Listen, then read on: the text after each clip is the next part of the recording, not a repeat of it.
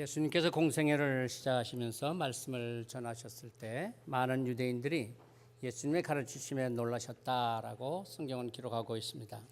마태복음 7장 28절 말씀은 이렇게 기록합니다. 예수께서 이 말씀을 마치심에 무리들이 그의 가르치심에 놀라니 이는 그 가르치시는 것이 권위 있는 자와 같고 그들의 서기관들과 같지 아니함일러라. 예수님께서 가르치시는 그 말씀들이 그동안 들어왔던 서기관들의 말씀과는 너무나 달랐고 놀라웠다고 하는 것입니다. 성경의 역사를 보면 예수님께서 이 땅에 오시기 전 200여 년 동안은 말씀에 암흑기였습니다. 하나님께서는 선지자를 통하여서도 또는 제사장을 통하여서도 말씀하시지 않으셨습니다. 그러다가 예수님께서 오셔서 이렇게 말씀을 전하니 정말 사람들이 얼마나 감격하고 말씀을 들으려고 몰려오지 않았겠습니까? 그러나 예수님은 아셨습니다. 이들이 정말 말씀을 받아들이고 말씀에 순종하는 사람들인가? 그렇지 않다는 것입니다. 언젠가 때가 되면 다 떠나갈 사람들이라는 것을 아셨습니다. 오늘 말씀 11절에서도 이렇게 말씀하지 않습니까? 천국의 비밀을 아는 것이 너희에게는 허락되었으나 그들에게는 아니 되었나니 라고 하시면서 이사야 선지자의 예언을 인용하여 이렇게 말씀하십니다. 15절입니다. 이 백성들의 마음이 완악하여져서 그 귀는 듣기에 둔하고 눈은 감았으니 이는 눈으로 보고 귀로 듣고 마음으로 깨달아 돌이켜 내게 고침을 받을까 두려워함이라. 그러니까 사실 우리가 듣는다고 다 듣는 것 아니요, 안다고 다 아는 것, 본다고 다 보는 것이 아닙니다. 아무리 놀라운 말씀이라고 할지라도 깨달음이 없는 사람은 결코 놀라지 않습니다. 우리가 말씀을 듣고 은혜를 받는다고 하는 것, 그렇기 때문에 큰 축복입니다. 사실 내가 알아서 깨닫고 내가 알아서 듣는 것이 아니라 하나님께서 깨달을 수 있게 하셨고 하나님께서 말씀을 들을 수 있도록 나의 영적 눈을 열어주셨다고 하는 것입니다. 내가 똑똑해서 내가 능력이 있어서 은혜를 받는 것이 아닙니다. 설교자가 말씀을 잘해서 그래서 깨닫게 되는 것이 아닙니다. 하나님께서 지혜의 눈을 열어주셔서 듣는 말씀으로 나의 삶의 현실과 나의 형편을 돌아보게 하시고 내 삶에서 하나님의 뜻이 무엇인가를 깨닫게 하시는 은혜가 있는 것입니다. 때론 목사로서 저는 어떻게 하면 정말 말씀을 잘 전할 수 있을까? 정말 감동적으로 좀 설교를 할 수는 없을까? 그렇게 고민할 때가 종종 있습니다. 그런데 항상 말씀을 전하고 나서 드는 생각은 아이고 역시 뭐 내가 전하는 것이 아니라 하나님께서 듣게 해 주시는 것이구나. 때로는 제가 제대로 말씀을 전하지 못했다고 그래서 설교 끝나고 생각이 돼서 그냥 자책을 하고 그러는데 그럴 땐 또 이상하게 생각지도 못했던 분이 오셔가지고 오늘 말씀에 은혜를 받았습니다. 그러시는 거예요. 그래서 제가 생각했습니다. 설교라고 하는 것은 그냥 기도하면서 열심히 준비해서 전하기만 하면 내가 어떻게 해서 은혜를 받는다 그게 아니고 전하면 하나님께서 은혜 받을 사람은 은혜 받게 하시고 말씀을 듣고 깨닫게 할 사람은 깨닫게 하시는구나. 아무리 좋은 말씀 열심히 준비해도 은혜 못 받는 사람은 못 받더라고요. 깨닫지 못하는 사람은 깨닫지 못하는 것 같아요. 여러분 그렇지 않습니까? 아니에요. 저는 그런 것 같아요. 말씀을 듣고 은혜를 받고 깨달을 수 있다고 하는 것 정말 얼마나 큰 축복인지 모릅니다. 오늘 우리가 읽은 씨 뿌리는 비유의 말씀 중심은 밭이죠. 근데 사실 오늘 이 말씀은 우리가 심리학적으로나 사회적으로 또는 성격이나 성품으로 말씀을 좀 더 묵상하고 확대해서 우리가 생각해 볼 수도 있지만은 그러면 너무나 방대해지기 때문에 오늘은 우리가 하나님의 말씀을 받는 입장에서 어떤 마음을 갖는가 하는 쪽으로만 함께 나누려고 합니다. 하나님의 말씀, 씨입니다. 씨는 그렇기 때문에 완벽합니다. 풍성한 열매를 맺기 위해서 씨앗에는 문제가 아닙니다. 문제는 무엇입니까? 씨가 떨어져서 자랄 밭이 어떠한가, 거기에 달려 있습니다. 밭에 따라서 풍성한 열매를 거둘 수도 있고 또는 아무 열매가 맺히지 않을 수도 있습니다. 말씀이 떨어져서 자라는 밭, 그것은 바로 우리의 마음입니다. 첫 번째 마음밭 4절입니다. 뿌릴새 덜어는 길가에 떨어짐에 새들이 와서 먹어버렸고, 여기서 길가란 밭과 밭 사이에 난 아주 좁은 길입니다. 많은 사람들이 밟고 다녀서 그 표면이 딱딱하게 굳어 있습니다. 씨가 떨어져서 흙 속에 묻혀야 싹이 나고 뿌리를 내릴 거 아닙니까? 그런데 묻히지 않으니까 싹이 나도 뿌리를 내릴 수도 없는 것입니다. 길가와 같은 마음, 세상에 이런저런 일들을 겪으면서 나름대로 자기 주관이 뚜렷해지고 자기 소신이 분명한 사람입니다. 인생의 많은 일들을 겪으면서 그 어떤 말, 어떤 사람도 믿을 것이 아니다. 오직 믿을 것은 나 자신밖에 없다. 그래서 자기 경험과 자기 소신, 그것이 너무나 강한 사람입니다. 이런 사람에게는 하나님의 말씀도 어떤 인간적인 지식과 판단의 대상이 됩니다. 아는 게 많기 때문에 절대적인 하나님의 말씀이다, 그게 없어요. 뭐 그럴 수도 있고 저럴 수도 있는 것이지 뭐, 그렇게 생각합니다. 그래서 예수님께서는 아마 어린아이와 같이 되지 않으면 천국에 들어가지 못한다, 그렇게 말씀하셨는지도 모르죠. 어린아이들은 아직 세상의 경험이 적습니다. 아는 것이 없습니다. 듣는 대로 받아들입니다. 신뢰합니다. 어린아이의 특수성이 무엇입니까? 특징이 무엇입니까? 수용성 아닙니까? 부모님의 말이든 선생님의 말이든 듣는 대로 받아들입니다. 그런데 자라가면서 자기 주관이 생기고 비판이 생기면서 가려서 듣습니다. 자기 지식의 한계 안에서 이해하려고 합니다. 하나님의 말씀을 가려서 듣는다고 하는 것은 결국은 말씀의 주체가 하나님이 아니라 나 자신이 된다는 것이죠. 내가 이해하는 말씀 받아들이고 내가 좋아하는 말씀 받아들이고 내가 그저 수긍할 수 있는 말씀만 받아들입니다. 말씀을 듣는 그 기준이 영적이지 아니하고 육신적이 된다고 하는 것입니다. 바울 사도는 고린도전서 2장 14절에서 이렇게 말씀합니다. 육에 속한 사람은 하나님의 성령의 일들을 받아들이지 아니하나니 이는 그것들이 그에게는 어리석게 보이며 또 그는 그것을 알 수도 없나니 그러한 일은 영적으로 분별되기 때문이라. 하나님께서는 육에 속한 사람과 성령에 속한 사람으로 나누십니다. 육에 속했다는 말은 세상적인 것들로 가득 차 있다는 말입니다. 세상적인 지식과 세상의 경험에 가득하다가 보니까 하나님의 말씀도 세상적인 기준으로 판단하고 이해합니다. 그래서 영적인 것이다 인정하지 않습니다. 말씀이 다 그저 뭐 그렇고 뭐 우습게 보이고 더더군다나 뭐 영적이다 그러면 그것은 정말 참 어리석게 보이기까지 하는 것입니다.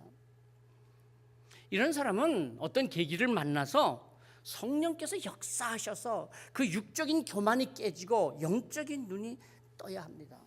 어떤 계기, 성령께서 어떤 계기에 역사하실까요? 그렇죠. 고난을 만난다든지 자기 한계를 만난다든지 불가항력적인 어떤 일을 만나서 내가 무력하구나, 내가 아무것도 아니구나. 그래서 하나님 앞에서의 무력함을 고백하고 성령의 능력을 경험해야 길가와 같이 딱딱한 마음이 부드러워지게 됩니다. 지식의 교만, 경험의 교만, 재능의 교만, 교만이 무너지는 경험이 있어야 좋은 마음밭이 될 수가 있습니다. 자, 길가에 뿌려진 씨앗의 운명은 어떻게 될까요? 길가라도 있다가 보면은 언젠가는 싹이 나고 자라서 열매 맺을 날이 오지 않을까? 아니에요. 그런데 그렇지 않다는 거예요. 공중에 새가 와서 먹어버린다고 했습니다. 악한 자가 빼앗아가 버린다는 것입니다. 똑같은 말씀 누가복음에서는요, 마귀가 그 말씀을 그 마음에서 빼앗는다, 그렇게 말씀했습니다. 그렇기 때문에 말씀을 듣는 이 시간은 사실 영적 전쟁의 시간입니다. 들은 말씀이 내게 주시는 말씀이 될 것인가, 아니면 마귀의 밥이 되어버리고 말 것인가. 여러분, 전쟁에서는요 타이밍이 중요하잖아요. 시간이 중요합니다. 기회를 놓치지 말아야 합니다. 성령님께서 내게 역사하시는 기회, 내게 은혜를 베풀어 주실 그때 나의 것으로 받아들여야 합니다. 그렇지 않으면 마귀가 와서 싹 먹어버린다니까요. 빼앗아가 버린다니까요. 말씀에는 하나님의 능력이 있지 않습니까? 마귀는 바로 말씀에 하나님의 능력이 있다는 것을 너무나 잘 압니다. 말씀이 사람에게 들어가면, 말씀이 어떤 공동체에 있게 되면 그 말씀을 통해서 변화가 나타납니다. 분쟁과 다툼이 가득했던 그 마음이 용서와 이해의 마음이 되고, 말씀이 들어가면 낙심과 절망에 가졌던 마음이 비전과 소망을 갖게 되고, 불화하던 가정이 화목해지고 불의한 사회가 의로워지고 평화를 이루는 세상이 된다는 것, 마귀는 너무나 잘합니다. 그렇기 때문에 하나님의 말씀이 얼마나 놀라운 변화를 일으키는가를 잘 아는 마귀는 말씀을 그 마음에서, 가정에서, 세상에서 빼앗아 가려고 합니다. 하나님의 나라가 말씀을 통해서 확장된다는 것을 마귀는 압니다. 그래서 마귀는 어떻게 하든지 우리에게서 하나님의 말씀을 빼앗아 갑니다. 마귀는 기다리고 있습니다. 말씀을 받아들이지 않는 그 순간을 기다립니다. 지체하지 않습니다. 금방 그 순간 빼앗아가 버립니다. 그래서 우리가 말씀을 들으면 얼른 나의 말씀으로 받아들일 줄 알아야 됩니다. 내게 주시는 말씀으로 묵상하고 내 삶에 적용하고 그 말씀에 즉각적으로 순종해야 합니다. 마귀는 시간을 놓치지 않는다니까요. 타이밍을 놓치지 않습니다. 잠시라도 내가 말씀을 미루는 그 순간 그것은 나의 말씀이 되지 않습니다. 오늘 내게 주신 말씀을 즉시 받아들이고 나의 말씀으로 붙잡고 순종하실 수 있기 바랍니다. 그러면 마귀가 왔다가도 에이 아무것도 먹을 게 없네 허탕치고 돌아가는 거예요. 두 번째는 돌밭입니다.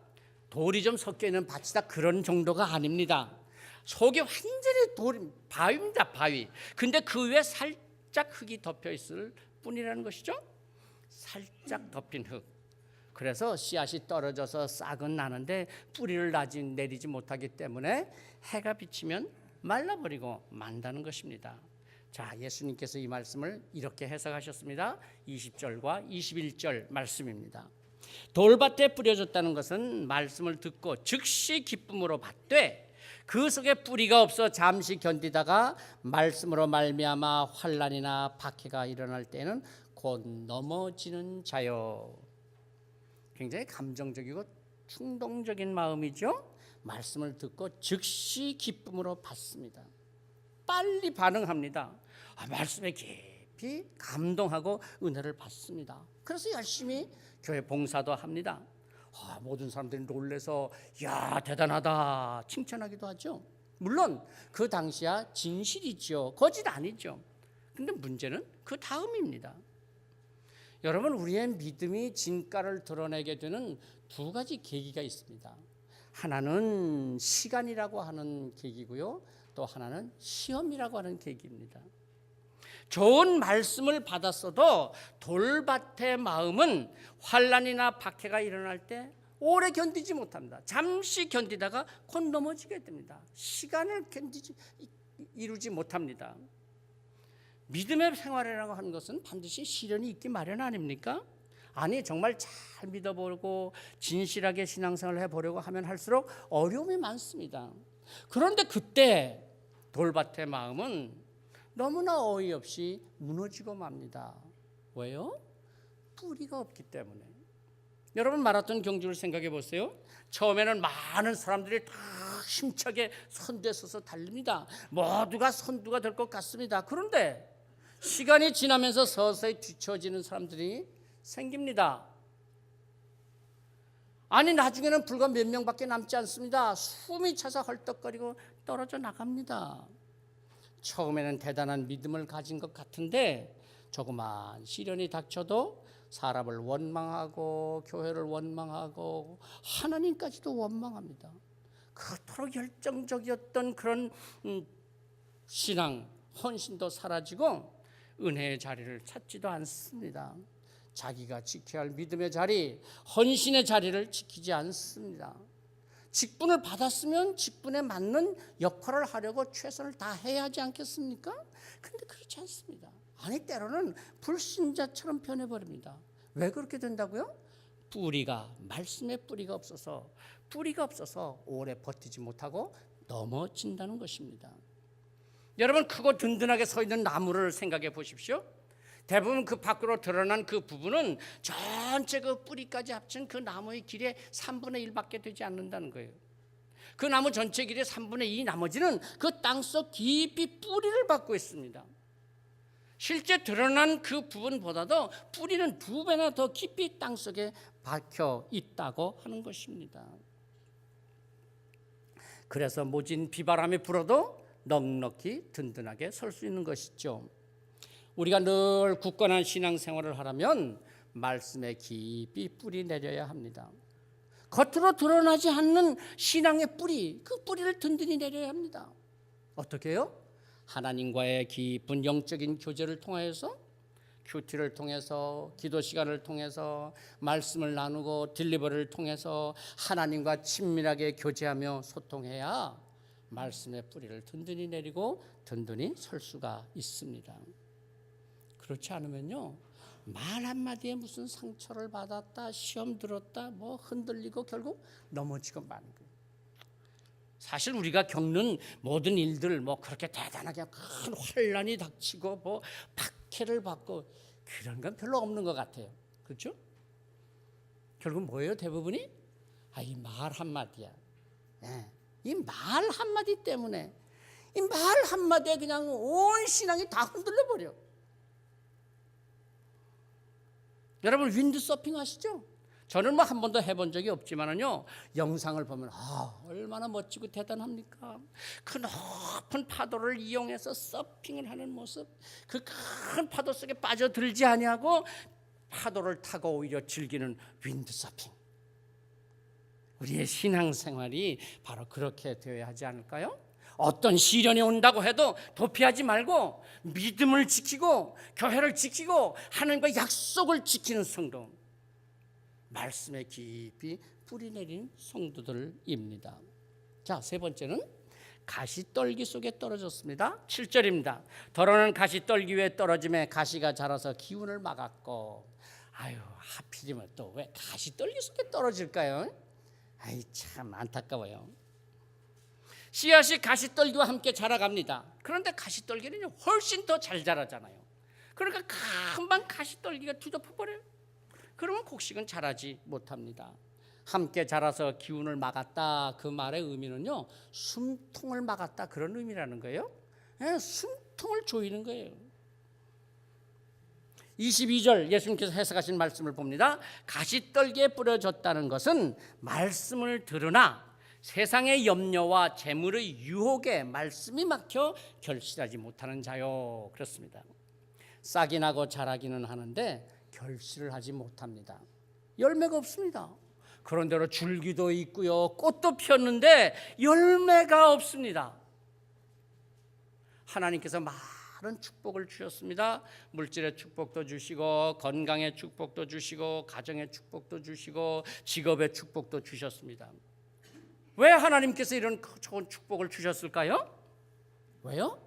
열매를 바라시고, 주신 물질로 온전히 하나님의 나라를 세워가는 열매를 맺어야 하는데, 적당히 체면치레만 하고 자기 즐거움, 자기 만족을 위해서 씁니다. 주신 건강으로 주님의 일을 위해서 헌신해야 하는데, 그저 뭐 수고하는 척 좀 하기는 하지만은 그저 자기 좋아하는 일만 하고 자기 일에만 열심입니다. 주신 재능의 축복으로 한 영혼이라도 더 전도하고 구원하는 데 써야 하는데, 봉사한다고 하면서 자기 자랑하고 자기 이름을 내는데 힘씁니다. 하나님께서는 열매 맺기를 원하시는데 열매가 없습니다. 왜 열매 맺지를 못한다고 했습니까? 세상의 염려와 재물의 유혹에 말씀이 막혀서 열매를 맺지 못한다고 했습니다. 세상의 염려, 그럼요, 우리의 삶 속에는 끊임없는 문제들이 있습니다. 물질의 문제, 자녀들의 문제, 뭐 직장 문제, 건강 문제, 문제는 끊임없이 일어나고 그 문제는 우리로 끊임없이 걱정하게 만듭니다. 그렇죠, 사람이 산다는 게 사실은 근심 걱정의 연속 아닙니까? 그러나 문제를 너무 문제로만 삼고 걱정을 하다가 보면 더 큰 문제가 되는 뿐입니다. 문제가 있으면 그 문제를 하나님 앞에 가지고 나아가서 말씀에 비춰보세요. 이게 무슨 문제인가? 그러면 그거 별 문제도 아니에요.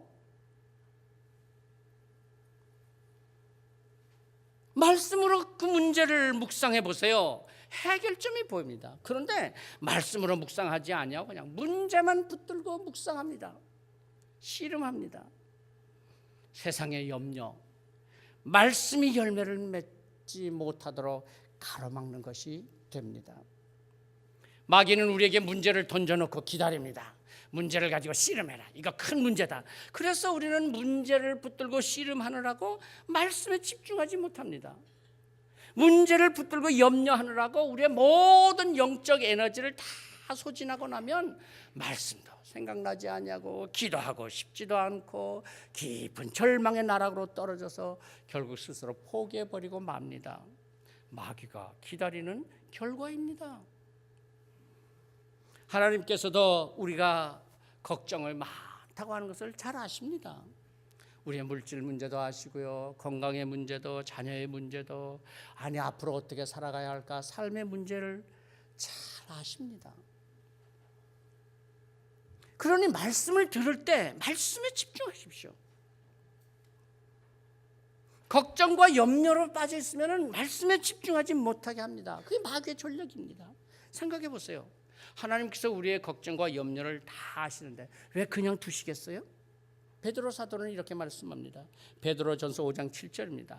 너희 염려를 다 주께 맡기라. 이는 그가 너희를 돌보심이라. 하나님의 말씀이 당장은 무슨 시원한 해결책이 되는 것 같지 않지만 우리가 말씀을 붙들고 살아가는 동안 하나님께서 우리의 문제를 해결하고 계십니다. 우리의 작은 신음에도 응답하시는 하나님께서 오늘도 우리의 문제를 해결해 주시기 위해서 이렇게 말씀의 자리로 우리를 부르신 것이 아닙니까? 지친 내 영혼을 회복시키기 위해서 부르셔서 오늘도 말씀을 주시는 것입니다. 그리고 지금도 하나님의 말씀이 우리를 치유하고 계십니다. 바울 사도는 이렇게 말씀합니다. 빌립보서 4장 6절 7절이죠. 아무것도 염려하지 말고 다만 모든 일에 기도와 간구로 너희 구할 것을 감사함으로 하나님께 아뢰라. 그리하면 모든 지각에 뛰어난 하나님의 평강이 그리스도 안에서 너희 마음과 생각을 지키시리라. 근심과 염려 없애준다, 문제 다 사라진다, 아닙니다. 모든 문제는 그대로 있을지 모르지만 그 문제를 압도할 수 있는 영적 능력을 주신다는 것입니다. 또 한 가지 말씀이 열매를 맺지 못하게 가로막는 가시떨기는요, 재물의 유혹이라 그랬습니다. 다시 말하면 물질에 대한 집착입니다. 자, 여러분 신명기 8장 12절에서 14절 말씀을 한번 들어보십시오. 내가 먹어서 배부르고 아름다운 집을 짓고 거주하게 되며 또 내 소와 양이 번성하며 내 은금이 증식되며 내 소유가 다 풍부하게 될 때에 내 마음이 교만하여 내 하나님 여호와를 잊어버릴까 염려하노라. 한마디로 말하면 무슨 뜻이에요? 먹고 살만해지거든 정신 차려라, 하나님 여호와 잊어버릴까 염려되노라, 그런 말씀 아니에요? 사실 우리가 물질의 문제, 돈의 문제로 어려움을, 신앙의 걸림돌이 되는 것은요, 돈이 없어서 궁핍해서 먹고 살기가 어려울 때 그게 문제가 되는 게 아닙니다. 사실은 우리가 물질로 인해서 말씀의 열매를 맺지 못하게 되는 것은 배부르고 아름다운 집에 거주하고 물질의 여유가 생기고 풍부하게 되었음에도 불구하고 오히려 더 물질에 집착하기 때문에 문제가 오는 것입니다. 하나님께서 허락하시는 만큼 내가 물질 생활을 하리라, 그렇게 생각을 해야지. 너무 물질에 집착을 하다가 보면 하나님보다 물질이 앞서게 되고요, 결국은 물질이 하나님의 말씀의 열매를 맺지 못하도록 가로막는 것이 되는 것입니다. 재물의 유혹, 물질에 집착해서 자유할 수 있기를 바랍니다. 하나님께서 그 사랑하시는 자를 결코 굶주리게 하시지 않는다고 하셨습니다. 여러분들이 잘 아시는 시편 37편 24, 25절 말씀이죠. 내가 어려서부터 늙기까지 의인이 버림을 당하거나 그의 자손이 걸식함을 보지 못하였도다. 그는 종일토록 은혜를 베풀고 꾸어주나 그의 자손이 복을 받는도다. 자기가 잘했으면 복 받고 사는 줄 아세요? 하나님이 그 부모를 보시고 그 기도를 들으시고 지금 복을 주시는 거예요, 그 자녀에게. 그죠? 마지막 밭은 좋은 밭이라 그랬어요. 좋은 땅. 23절 예수님께서 이렇게 말씀하셨죠. 좋은 땅에 뿌려졌다는 것은 말씀을 듣고 깨닫는 자니 결실하여 어떤 것은 100배, 어떤 것은 60배, 어떤 것은 30배가 되느니라. 말씀을 듣고 깨닫는 자. 그렇죠. 열매를 맺어서 100배, 60배, 30배 열매를 거두게 된다는 것입니다. 예, 결론은 좋은 땅입니다. 좋은 땅. 좋은 땅이라야 100배의 결실을 거두든지 60배의 결실을 거두든지, 아니 하다못해 30배의 결실이라도 거두게 된다는 것입니다. 자, 좋은 땅은 어떤 것일까요? 여기 설명이 없어. 좋은 땅. 그죠? 좋은 땅 어떤 땅이에요? 좋은 땅이지요, 뭐. 그죠? 네. 좋은 땅입니다. 그런데 누가복음에 보니까는 이걸 싹 이렇게 또 설명을 해놓은 말씀이 있어요. 똑같은 말씀인데 누가복음 8장 15절에 이렇게 설명합니다. 좋은 땅에 있다는 것은 착하고 좋은 마음으로 말씀을 듣고 지키어 인내로 결실하는 자니라. 좋은 땅이란 첫째 뭐라고요? 착하고 좋은 마음으로 말씀을 듣는다. 둘째는 뭐예요? 말씀을 지킨다. 셋째는 인내로 열매를 맺는다 했습니다. 착하고 좋은 마음으로 말씀을 들어야 합니다. 말씀을 귀하게 여기고 소중하게 들어야 합니다. 그 말씀 내가 지금 몇십 년을 말씀을 들었는데 뭐 오늘 또 그 소리가 그 소리구만. 그에게는 말씀의 능력이 나타나지 않습니다. 말씀을 당연시 하는 것이 아니라 오늘 또 이 시간 나를 위해서 특별히 준비해 주신 말씀, 내게 주시는 말씀으로 받고 내 선입견이나 내 감정을 가지고 거부하거나 거역하지 않고 하나님의 말씀이 내게 반드시 이루어지다. 착하고 좋은 마음입니다. 내 경험이나 내 지식으로 판단하거나 거부하지 않고 말씀 앞에서 내 자신을 내려놓는 마음, 착하고 좋은 마음, 100배, 60배, 30배 열매를 맺습니다. 자, 뿐만 아니라 두 번째는 말씀을 지킨다 했습니다. 근데 여기서 좀 유의하셔야 할 것이 있어요. 지킨다고 하는 말은 말씀에 순종한다 그런 의미가 여기서 아닙니다. 간직하고 보호한다 그런 뜻입니다. 말씀을 간직하고 보호한다고 하는 것은 마귀의 공격으로부터, 마귀가 빼앗아가는 것으로부터 말씀을 내가 지킨다고 하는 것입니다. 마귀는 말씀을 듣지 못하도록 여러 가지 방법으로 가로막습니다. 생각지 못했던 일들을 만들어서 말씀 자리에 가지 못하게도 합니다. 또한 말씀의 은혜를 받고 나면 그 은혜를 금방 쏟게 만들어요. 그 은혜를 빼앗아가려고 합니다. 아니, 예수님께도 찾아갔잖아요. 40일을 금식하며 기도하시고 얼마나 성령이 충만하셨겠어요. 근데 그때 누가 왔어요? 사탄이 와서 돌로 떡을 만들어 먹으러, 하나님의 그 능력을 무시하게 합니다. 별거 아니라고 합니다. 말씀을 듣고 받은 은혜를 마귀는 빼앗아가려고 합니다. 그래서 뭐라고요? 말씀을 지키라고 하는 말씀입니다. 특히 교회 리더가 되시는 분들은요, 잘 기억하셔야 합니다.